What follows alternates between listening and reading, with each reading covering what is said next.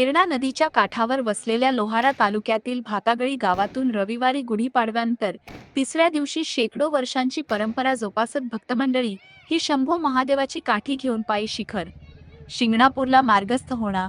या कावड काठीचे माढा तालुक्यातील दारफळसीना गावात मंगळवारी दुपारी ग्रामस्थांच्या वतीने वाजत गाजत फटाक्यांच्या धूमधडाक्यात ग्रामस्थांच्या वतीने उत्स्फूर्त स्वागत करण्यात आले.